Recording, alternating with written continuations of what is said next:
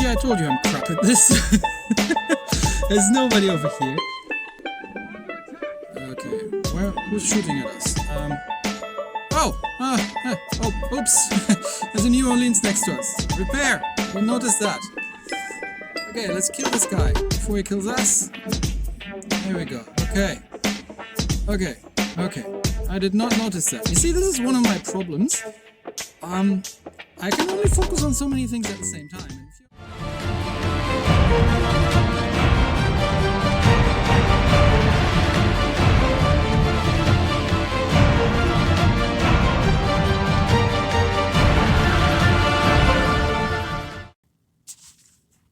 Hello everyone, and welcome back to World of Warships Blitz with Terry. Today, we are finally doing something that you've been asking me about, and I've been pushing it away, because we're talking about carriers. More specifically, we're talking about the Graf Zeppelin. This is not the Graf Zeppelin. This is the Hiryu, the Japanese Tier 7 carrier. And the reason we're looking at the Hiryu, now don't worry, we'll get to it, but the reason we're looking at the Hiryu is because, first of all, she's more of a traditional carrier. And there are a couple of things that I've never been talking about carriers, plainly because I'm not very good at playing carriers.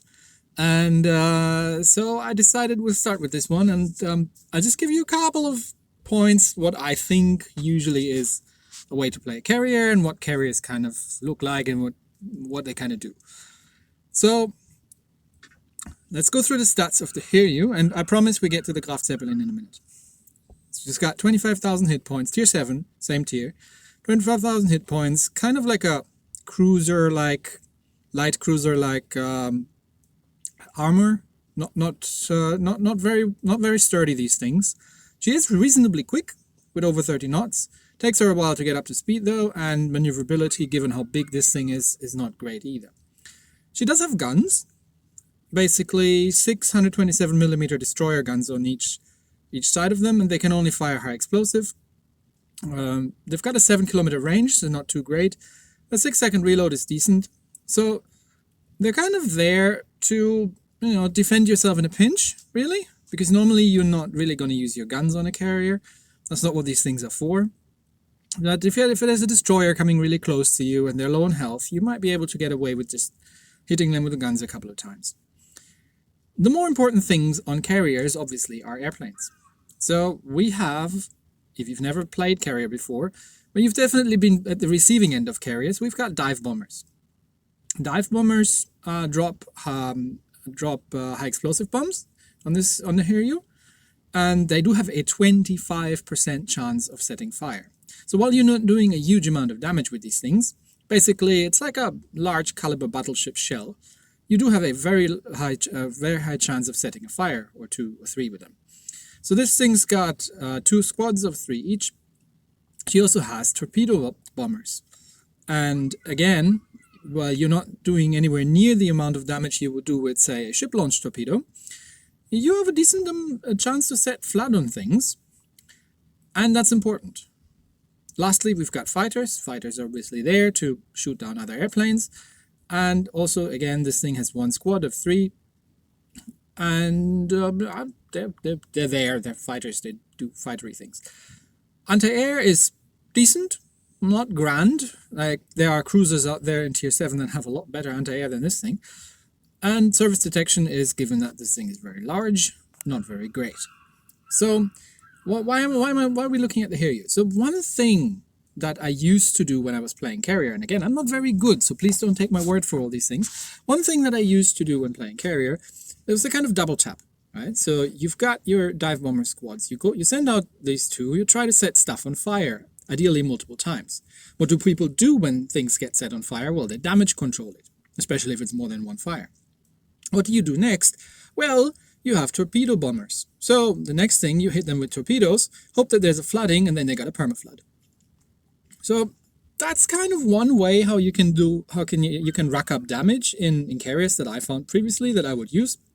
Mostly I would stay back, kind of towards the corner of the island, or towards the back of the map, or just basically stay where I was, and send out the fighters. Like, just go top down to a top view, send out the fighters, and, well, drop unpleasant things on other people. So I was moderately successful, but never really enjoyed it all that much. And that brings us to the Graf Zeppelin. Now, the Graf Zeppelin is a German premium carrier.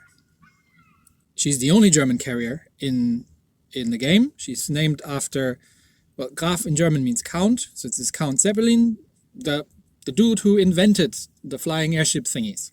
So she was named after him.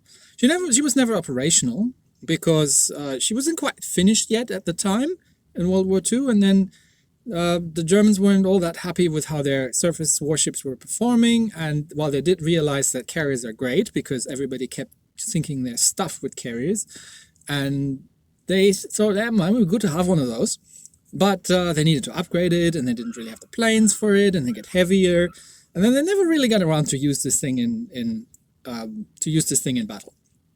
In the end, I think it was either scrapped or somebody sunk it, used it for target practice. They used it for storage at some point because, it's large and floaty. So what's the difference? Okay, first of all, better armor. More than 10,000 more hit points than the Hiryu. That gives us an indication what's to come. It's about similar speed. Takes, again, forever to get up to speed. Turn time, yeah, okay, it's there, it turns, pretty much like a battleship, really. The guns. The guns are very different on the Graf Zeppelin. First of all, they're 150mm guns.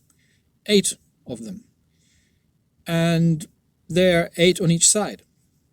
So this thing's got they've got a 10-kilometer range. This thing's got a Nuremberg class light cruiser, but from the guns strapped to each side of it.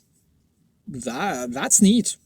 And they are German 150mm. So while their high explosive damage is crap, the armor piercing damage is pretty good. If you're a destroyer, you don't really want to get in close to this thing. You can do things with this carrier that you can't really do with the other carriers easily. She also gets secondaries. Six auto secondary 105mm on each side.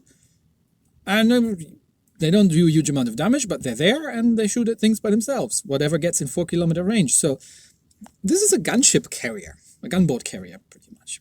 So how about the actual airplanes on this thing? Because obviously we don't want to play cruiser in it. She has dive bombers, 2 squads of 4 each. So larger squads still gets 2 squads.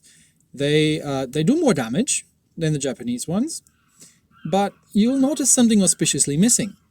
They don't set fires. Well, it's because they don't drop high explosive bombs. German ships in World of Warships don't really have it with high explosives. They drop armor-piercing bombs, which is nice because you can citadel stuff. And especially given that you're dropping the bombs from the top, you tend to just have to go... You're basically doing perfect plunging fire because they just have to pretty much go through the deck armor and the citadel plating on the top. So you can do citadel hits with these things. Doesn't say here how much the citadel bonus is, but these are armor-piercing bombs, so they don't set fires. Which kind of throws my whole double tap flood, permaflood theory under the bus with this thing, because you can't do that. You do get torpedo bombers, well, not really a large amount of them. You get 1 squad, and you get 5 bombers in this squad. I like that, because I find torpedo bombers rather stressful. So if you've ever played carrier, and we'll get to playing this thing in a minute, but if you've ever played carrier, dive bombers are fire and forget things. You point them towards a ship. Even if that ship goes unspotted, the dive bombers basically fly there, drop their load on the ship, and then come back to you. So you don't really need to worry about them that much. The torpedo bombers can't do that. So you have to tell them where to drop their torpedoes. Now, if you fly halfway across the map and you tell them to drop the torpedoes something, you can pretty much bet that whatever you're trying to drop the torpedoes on has moved away in the time that it took your planes to get there. So basically you need to babysit the darn things. And you need to kind of keep an eye on them, which is really annoying if you've got other things to do, like, maneuvering or dealing with ships or firing your guns or things like that. So I'm relatively glad that I don't have 2 torpedo bomber squadrons to worry about in this thing. So the torpedoes are okay. They're not as great as the Japanese torpedoes. They have a lower chance of setting flooding. They do less damage. But, they're there, they do damage, they cause floods, and, might as well use them. Fighters, yes, it has them. Again, 1 squadron, 6 fighters in it, which is relatively large. And again, they're not as great as the Japanese fighter, which I don't really know. I mean, if the Japanese Zeros aren't bad, but the BF-109s are pretty darn decent fighters. So, not quite sure how Wargaming's figuring this out, but they're there, and you can use them to scout, and you can use them to shoot down enemy airplanes. And again, there's only one of them, but fighters are not high maintenance, because you just basically tell them, defend this area or defend this ship. And then they circle around doing that until they're shot down. Anti-aircraft, not great. She does have a decent amount of large caliber anti-air, but the small close-range anti-air is relative. It's pretty much garbage. So I didn't figure this ship as my typical anti-air setup with the carrier. This ship, I mean, German ships are brawlers. This has been true for the battleships. This has been true for the cruisers. And this has been true for the destroyers. I'm starting to wonder if this is maybe true for the carrier as well. I think this is a ship that we can play aggressively. So, in terms of equipment, what did I put in her? The first slot in a carrier is a bit different than in other ships, because you actually do get modifications for your hangar bay and not so much for your other stuff. So there are a couple of interesting ones. You can reduce the number of torpedo bombers and give you more dive bombers, or the other way around, which I don't really see the point of, because you need kind of both of these things. You can just increase the capacity of all of them, which is what I've done. You can increase the preparation or decrease the preparation time, which is what I did previously. But I tended to run out of planes relatively quickly, especially if I'm having some determined opposition of ships that actually have some decent anti-air, and we're in tier 7, so we have to face tier 8 things, like the Edinburgh and unpleasant anti-air ships, or the American cruisers. So I figured, no, I'm going to need some more planes. So I got myself some more planes. And the last one would have been the fighter efficiency, which, again, is nice, but I wanted more planes. The second slot, usually in my carrier setup with the Hiryu, went into anti-air. But the anti-air defense is small caliber IA damage plus 10%. And the small caliber IA damage is garbage. So 10% of garbage gives me a bit less garbage. So I didn't do that. Instead, I went with the propulsion mod, because I want to play this thing aggressively. I want to not sit in the corner of the map and send planes out, because the planes aren't all that... They're not the strength of this ship. I feel the strength of this ship is its health pool, its armor, and its guns, as counterintuitive that might sound for a carrier. And that also explains the second slot, which I originally had on the concealment system. But then again, I realized, well, I don't really need concealment, because I'm playing this thing aggressively. I'm going to get spotted with this. So I might as well put it into the steering gear mod and get this turn time a little bit better, because I might have to dodge some stuff and play her a bit more like a very sluggish cruiser at times. That's my setup for that. The supplies reflect this as well. So there are a couple of supplies that you tend to have heaps of laying around, like the aviation fuel, which if you don't play carrier regularly, you don't really use that stuff, which makes your planes faster. Then the supply pack, which makes your planes sturdier. Usually my carrier setup gets the anti-air pack. Then again, the anti-air isn't that great in this thing, and I'm expecting to be shot at, so I put it into preventative maintenance to get a couple more hit points. I actually did get the bundle for this thing, so I've got the historical camo coming with it. What does that do for us? It gives us more hit points, which is good. It increases the bomb damage, which is good. It increases the torpedo damage, which is good, and it makes us a bit stealthier, which, well, we'll take it. I did not have a German captain laying around. For some reason, the game refuses to give me more than 4 German captains. I don't know if there are any more than 4 German captains. Please let me know if you have more than 4 German captains. But I only had 4, so I gotta make do. Which means I pulled this poor fellow off the Gneise now, because he was the lowest in terms of levels, and I had to get him reset and quickly retrained to actually make sense as a carrier captain.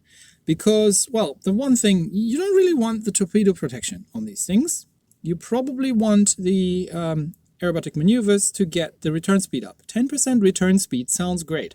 Because, these are your primary weapons, so the faster you get them to the enemy and back again means you deal more damage with these things. Second slot can stick with torpedo alert, which is a good thing to have. And the third slot, I put it on damage control because, you know, you might get targeted by other carriers, and other carriers can do things like set you on fire, wait until you put the fire out, and then try to put a flood on you. I've heard that happen before. And the last slot that I've currently got goes onto Victorious Charge, just to restore some HP. So, yeah, there are a couple more higher level skills that might make sense or not for aircraft carriers. Okay, again, I haven't really played carriers very much. It's not my favorite thing to do. But that's how I've set him up. So there we go. This is the Graf Zeppelin. And by the way, this thing looks amazing. Can I just say that? This thing looks absolutely amazing. This is a hell of a ship from the looks department. And I'm not talking about the Azure Lane one, I'm talking about the proper historical camouflage. And there's a Zeppelin on top of my Graf Zeppelin. Isn't that awesome? Okay, enough waffling. Let's get to it, and I'm gonna play a game, and we'll see how this goes. Alright, so we have a Hiryu of the enemy team as a carrier, the Japanese carrier that we just talked about. We've got 2 battleships, and we're top tier. We've got 2 cruisers and 2 destroyers. So we're playing on Silent Shoal. So one thing I'm going to try here, and I have no idea if this is going to work, but one thing I'm going to try here is to do an early carrier snipe, because there's not too much in terms of opposition.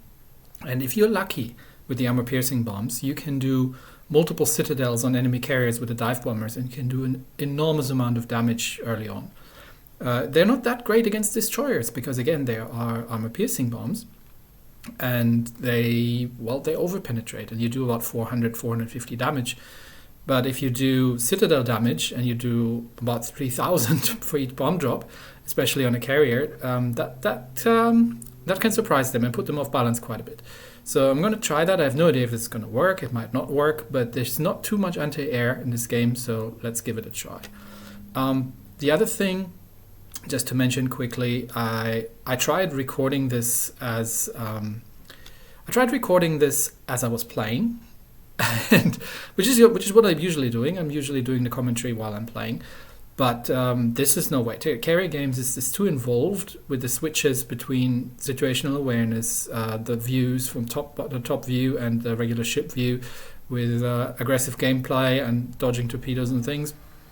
I ended up just kind of doing half sentences and just, you know, not really being coherent. So I've tried, but I recorded this one, and then I'm doing the commentary over it, which is not what I usually do, but for this one we're going to do it. All right, Silent Shoal, top tier. First thing we're going to do is we're going to switch to armor piercing and see that we can position ourselves next to that island up ahead, because I want to take an aggressive position with this carrier, because she has the health and she has the weapons for it. So positioning that out, and then I'm going to send some fighters out, just to the island up ahead, just in case the Hiryu tries to do an early drop, so I can get some fighters. And then I'll send the dive bombers all across the map, trying to bypass the initial deployment of the enemy ships, and then go in from the side and see if I can get a drop onto the Hiryu. So let's see what's happening. The Hiryu hasn't deployed anything yet, so that's unusual. Usually you see enemy planes coming out. Okay, there come the fighters. So he's kind of anticipating this. Maybe he's been playing against a Zeppelin before. Okay, there's a battleship. We'll try to just... we're going to fly across around as much as possible. And the Hiryu should be somewhere over there. We're going to lose some planes in the process. There we go. There's the Hiryu. And I think I potatoed up one of my dive bombers, and she actually dropped. And we're not getting any citadels. So one of my dive bombers ditched. Not getting any citadels from the other one. The torpedo drop gets shot down pretty much, and she's dodging all but 2 torpedoes. So yeah, that was a failure. And in the meantime, look at that Budyoni. Okay, sure. Hello. Yeah, I'm a Graf Zeppelin. You may not want to do that. Yes, we're full health Budyoni, but I've got auto-sinkers. I am in torpedo range, so I'm slamming in reverse and going into a full turn just in case she's got torpedoes. And she's giving broadside to our battleships, which is not a good idea. And, you know, get some dive bombers out, and in the meantime, my auto-secondaries are working her over. Plus, I've got my primary 150mm guns doing a relatively reliable amount of damage to her. So there we go, that's a drop, one bomb hit, and then she's dead. Okay, now we can put the fire out, stop reversing and turning, because the carriers don't stop turning unless you're in ship view. And get our fighters out again, and then just kind of take stock and see where we're at. So there's a Colorado over there. The enemy planes are coming our way. I'm trying to get another drop on the Hiryu, because he's kind of exposed. The fleet has kind of dispersed a little bit, so they've got sent. Oh, there's a destroyer as well. We're gonna have to deal with that eventually. I'm not too afraid of destroyers, but thinking of sending some dive bombers that way. And in the meantime, we have to babysit my torpedo bombers, because they're not doing this automatically. But I sent the dive bombers for the Hiryu as well. And see if we can get a torpedo drop onto her. That looks good. Good job. And we get 2 bomb hits, 1 citadel, and a couple more bomb hits and torpedo hits. If we had been a little bit luckier with the citadel, I would have totally obliterated her in that strike. So now notice how I'm spotted, and that's the destroyer down there. I think it was an Akatsuki or something. So I'm using my fighters just to go and fight that thing. Because what I'm thinking he's doing is he's going to try and bypass, sneak past by us and get into the cap circle and maybe get a torpedo drop. And there she is, Akatsuki. Okay, let's leave the fighters there. She doesn't have much anti-air, so it's going to take her a while to shoot these down. Full speed ahead and just get the guns to fire.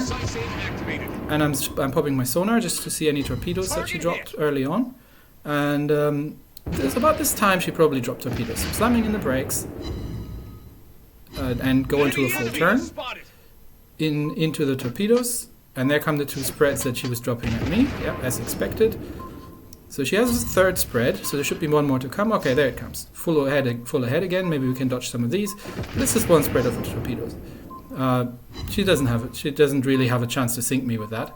I have enough health to take that. Okay, there we go. A couple of torpedo hits, flooding controlled, and someone else gets her. Perfect. Okay.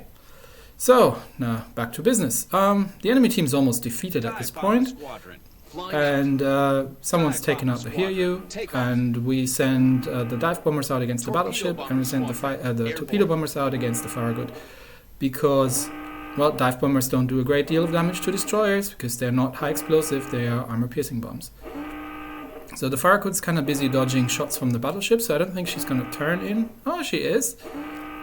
That's the right move, right? But I think I still catch her on the bow. Yeah, there it is. 1 torpedo and she's dead. And the New Mexico gets a couple of bomb hits. That's a semi-penetration. And that's a full penetration, and we get a double strike for it still. Sorry for the kill steal. I had them sent out already, so just got lucky there. And yeah, that's the Graf Zeppelin. That was a scrappy, in close range fight. We've used our guns. The carrier, we got unlucky with the carrier snipe in the beginning. I've had games where I did 3, 4, 5 citadels in a row, and if each citadel does 3,000 damage, you can do 15,000 damage with a pair of dive bombers. But we did a decent game. We were top tier. 50,000 damage isn't great. I don't usually do really huge amounts of damage with the Graf Zeppelin, just because. For me, carrier damage usually comes from the flooding or perma-flooding or from the perma-fires, and it's hard to get because the flooding chance is relatively low on the torpedoes, and you don't set fires because you've got the armor-piercing bombs. So with your dive bombers, you need to target cruisers and enemy carriers as our primary target if you can get through. Don't waste them because you don't have too many planes to start with, and in a pinch you can always use them against destroyers, right? If you're lucky and you do a full penetration, you just do the normal damage. Just don't rely on it. Torpedo bombers are actually better for taking out destroyers, and if you find a destroyer in range and you've got a 10-kilometer range with 150mm guns, just stop being a carrier, become a cruiser, or well, a battleship really in terms of mobility, and a cruiser in terms of gunfire.